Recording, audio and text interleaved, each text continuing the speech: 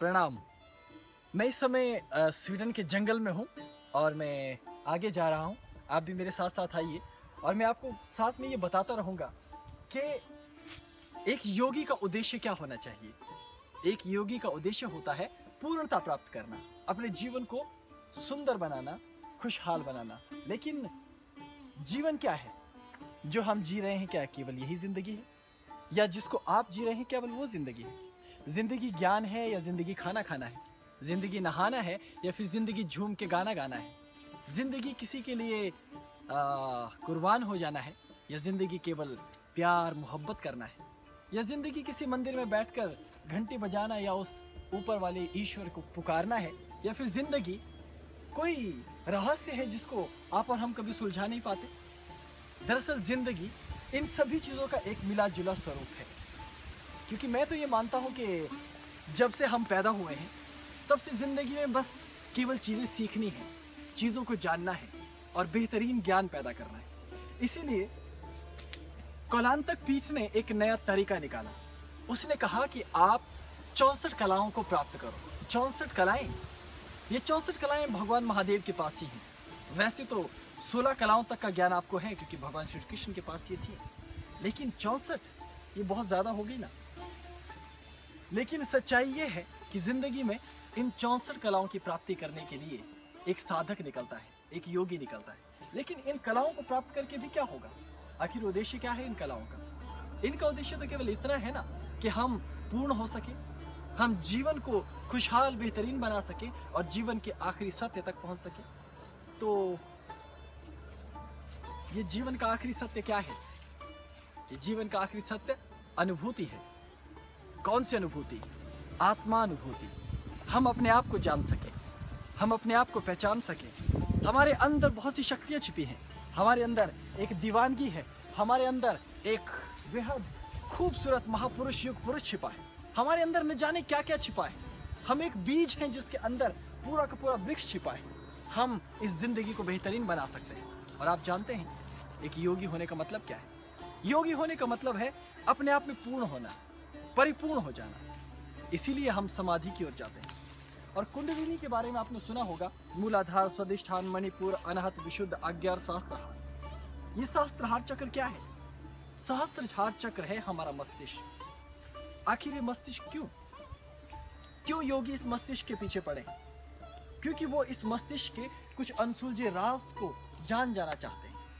क्योंकि एक योगी का मस्तिष्क वास्तव में अनूठा होता है। मैंने देखा है अपने गुरुओं को जो प्रकृति को अनुभव करते हैं, जो वृक्षों को प्रेम कर सकते हैं, जो वृक्षों को अनुभव कर सकते हैं। क्या आप कर सकते हैं? क्या आप वृक्ष को प्रेम कर सकते हैं? क्या आप में ये अनुभूति है? क्या आप सुगंध ले सकते हैं? क्या आप प्रकृति को पहचान सकते हैं? इसके लिए हमारे मस्तिष्क के अंदर ही ज्ञान लेने वाले कुछ गोपनीय तंतु छिपे हैं। इन तंतुओं तक आपको पहुंचना पड़ता है। और जिंदगी क्या है, क्यों है, योगी का एक लक्ष्य क्या है, इसको कोई एक शब्द में कैसे बता सकता है? क्योंकि मैं कोई एक मनुष्य थोड़ी हूं। मैं कोई एक योगी हूं तो केवल एक जीवन थोड़ी मेरे पास। क्योंकि देखने को मैं एक मनुष्य हूं, लेकिन मेरी चेतना मुझे सहस्त्रों मनुष्यों के बराबर बनाती है। इसलिए भारत में एक नया शब्द मिला है, महापुरुष। तो मैं अपने आप में एक महापुरुष, अपने आप में एक पूर्ण पुरुष। क्यों? क्योंकि मुझे तो अपने आप को खोजना है, और खोजने के लिए मुझे मुक्ति चाहिए, मुझे स्वतंत्रता चाहिए। उछलना चाहता हूँ जोर से, नाचना चाहता हूँ, गाना चाहता हूँ झूम के। क्यों? क्योंकि मेरे शरीर के अंदर बहुत कुछ छिपा है, मेरे मस्तिष्क के अंदर बहुत कुछ छिपा है, बहुत कुछ। और एक योगी वो है जो एक एक कदम जब आगे बढ़े तो अपने भीतर के रहस्यों को जानने की कोशिश करे, अपने आप को जानने की कोशिश करे, तो जिंदगी बदल जाएगी और जिंदगी बेहतरीन होगी, खुशियों भरी।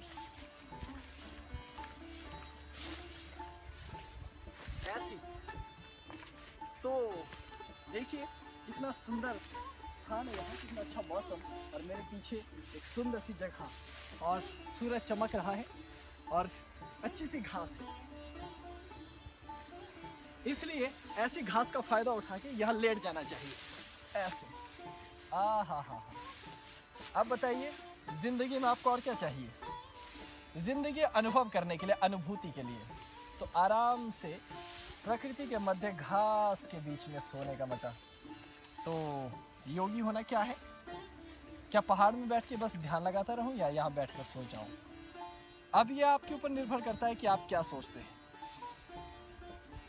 लेकिन मैं बताऊं, जिंदगी के लिए, एक योगी के लिए जिंदगी को देखना, उसके मायनों को समझना बहुत महत्वपूर्ण है। और वो कोई एक चीज नहीं है, बहुत सारी चीजों को मिलकर बना है।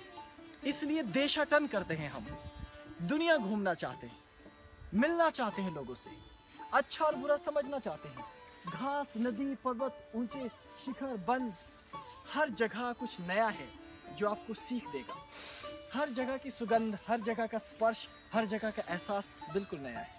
इसलिए एक योगी एक जीवन को समझ सकता है और उसके सार तत्व को समझ सकता है, क्योंकि उसके पास एक नई दृष्टि है, एक नई सोच है और बहुत सी इंद्रियां उसके पास हैं। सहस्त्र इंद्रियां उसके पास है, सहस्त्रहार कमल दल उसके पास है। क्या आपके पास है? इसलिए मैं आपको उत्तर नहीं देता, आपको प्रश्न में उलझा कर रखता हूं, क्योंकि ये जरूरी है, क्योंकि तभी तो आप जागोगे, उठोगे और इस प्रश्न को खोजने के लिए दौड़ कर जाओगे कहीं पहाड़ों पर, शिखरों पर, नदियों में, समुद्र में, रेगिस्तान में, और जिंदगी के इस झंझावात को तोड़कर, सारे बंधनों को तोड़कर निकलोगे कहीं बाहर, जहां सूर्य चमक रहा है, जहां हवाएं हैं, जहां प्रकृति है, जहां नजारे हैं, क्योंकि ये आपको जिंदगी जीने की ताकत देंगे और जिंदगी क्या है ये समझाएंगे, और जिंदगी का उद्देश्य क्या है ये समझने के लिए भी पहले जिंदगी को जीना पड़ता है, उसको अस्तित्व से जीना पड़ता है। और तुम कमरों में और चार दीवारी में रहोगे तो जिंदगी मिलने वाली नहीं है। इसलिए जिंदगी को खोजने निकलो। समय कम है तुम्हारे पास भी और मेरे पास भी, तो मैं तो अब मस्ती करने जा रहा हूँ और तुम्हें अलविदा कह रहा हूँ। प्रणाम। ओम नमः शिवाय।